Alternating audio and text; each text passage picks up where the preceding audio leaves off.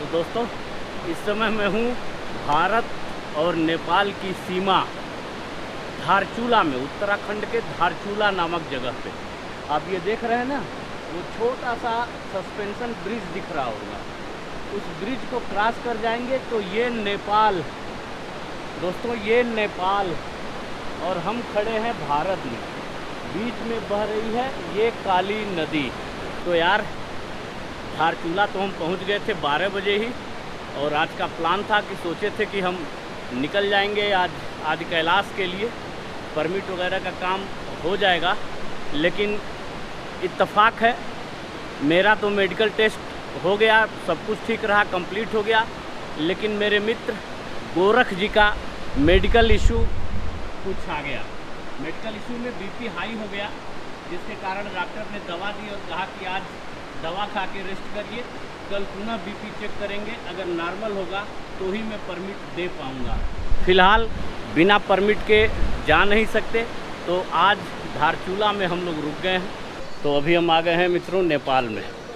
एक छोटा सा सस्पेंशन ब्रिज क्रॉस किए और इंडिया से नेपाल में। ब्रिज का वीडियो नहीं बना सकते थे, अलाउड नहीं था सुरक्षा की दृष्टि से, इसलिए मैंने वहाँ कोई वीडियो नहीं बनाया।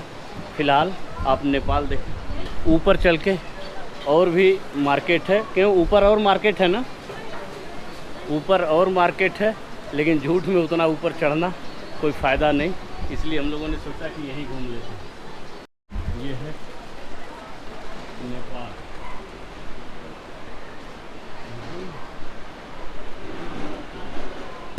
लेफ्ट साइड बह रही है काली नदी। ये काली नदी है ना, मेरे लेफ्ट साइड बह रही है काली नदी। ये देखें,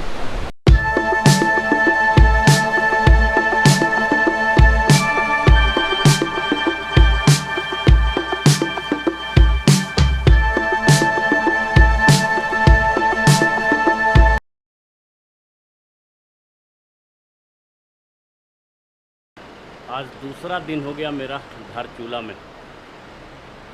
जैसा कि आप जानते हैं कि कल दोपहर में ही धारचूला हम लोग पहुंच गए थे, और प्लान ये था कि परमिट वगैरह बनवा के हम निकल जाएंगे आदि कैलाश। लेकिन यहाँ परमिट बनने में जो मेडिकल होता है ना, मेरा मेडिकल हुआ तो मैं तो फिट हो गया, मेरा परमिट बन गया।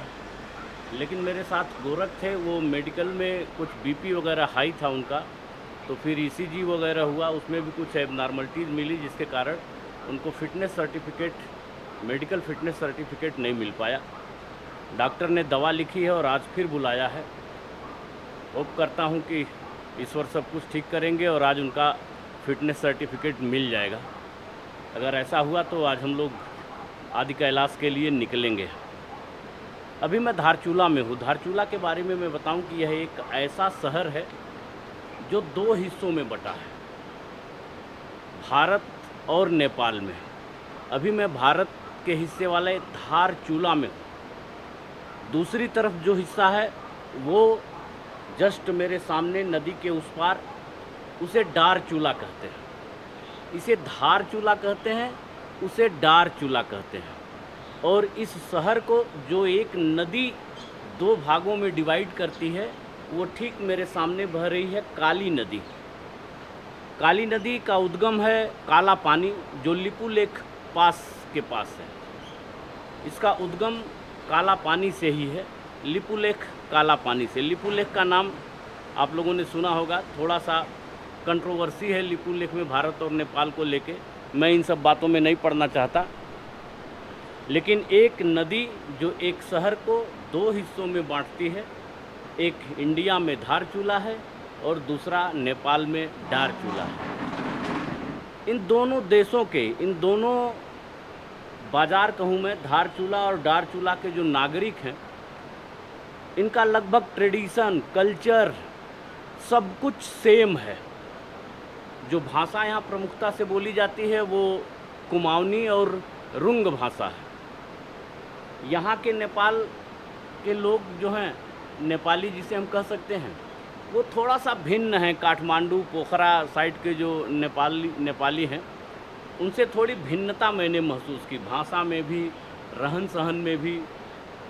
बाज़ार दोनों साइड के अच्छे डेवलप मार्केट हैं, लेकिन नेपाल के लोग ज़्यादातर 90% इंडिया भारत के ही इस धारचूला के बाज़ार पे ही निर्भर हैं।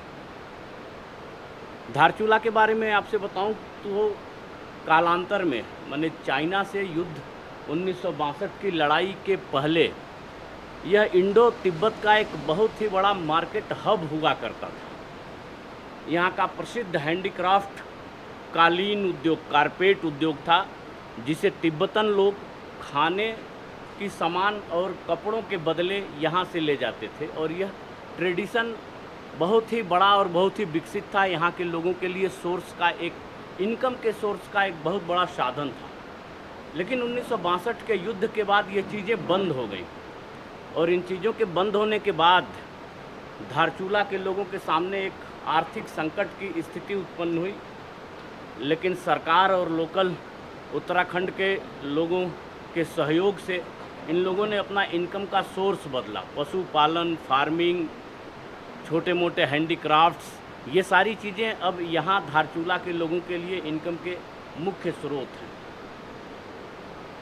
धारचूला एक ऐसा हाल्ट स्टेशन भी कह सकते हैं जिसमें सर्दियों में डारमा वैली और वैली के लोग माइग्रेट करके आते हैं और यहाँ विंटर का सीज़न बिताते हैं, क्योंकि उन वैलियों में विंटर सीजन में रहने लायक नहीं रह जाता। वेदर इतना प्रतिकूल हो जाता है, इतना ज़्यादा स्नोफॉल होता है कि वहाँ रहने लायक नहीं रह जाता। तो वो लोग माइग्रेट करके धारचूला में ही आके विंटर का सीज़न व्यतीत करते हैं, और विंटर बीत जाने के बाद फिर वे अपने अपने जगहों को वापस जाते हैं।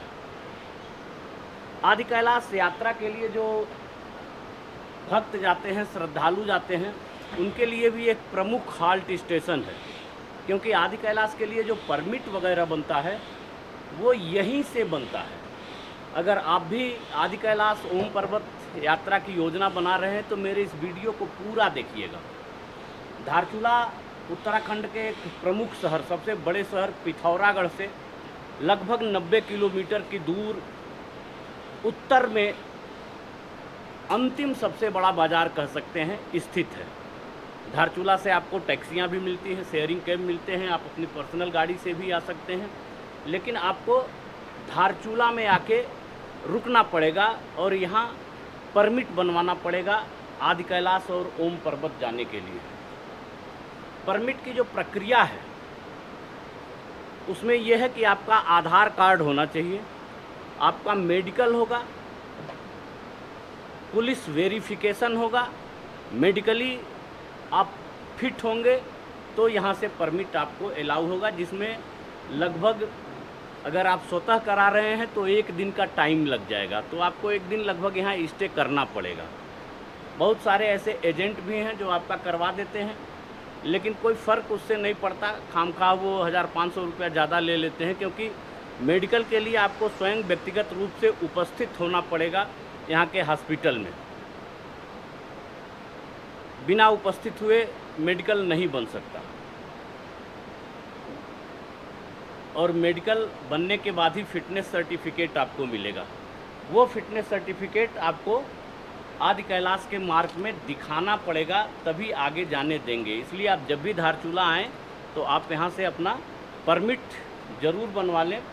और नेपाल में प्रवेश करने के लिए इस काली नदी के ऊपर एक छोटा सा ब्रिज है, जिसे मैंने वीडियो में दिखाया है आपको। इस पार एसएसबी के लोग रहते हैं।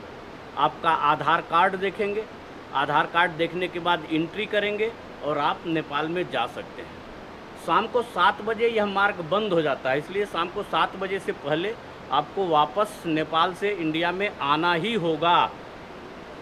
आना है आपको, वहाँ रुकना नहीं है। घूमे चाहे जितना आप, लेकिन शाम को वापस आ जाना है, वो भी 7 बजे से पहले। ब्रिज पार करके जब आप उस साइड जाइएगा तो वहाँ नेपाल पुलिस मिलेगी, नेपाल प्रहरी मिलेंगे, वहाँ भी आपका एंट्री होगा। छोटा सा ब्रिज है, बहुत छोटा सा ब्रिज है। बस ब्रिज क्रॉस करिए, नेपाल के धारचूला में जाइए, घूमिए फिरिए देखिए, और फिर 7 बजे के पहले वापस धारचूला में आ जाइए। तो ये था धारचूला। उम्मीद है आपको ये वीडियो पसंद आया होगा। अगर ये वीडियो पसंद आया हो मित्रों तो प्लीज़ लाइक करिएगा। चैनल पे नए हैं तो सब्सक्राइब करिएगा। आज हम कोशिश करते हैं परमिट मिल जाए, और अगर परमिट मिल जाता है तो हम आपको लेके चलेंगे आदि कैलाश। तब तक के लिए इंतज़ार करिए मेरे अगले वीडियो का। मिलते हैं आपसे नेक्स्ट वीडियो में। Bye bye.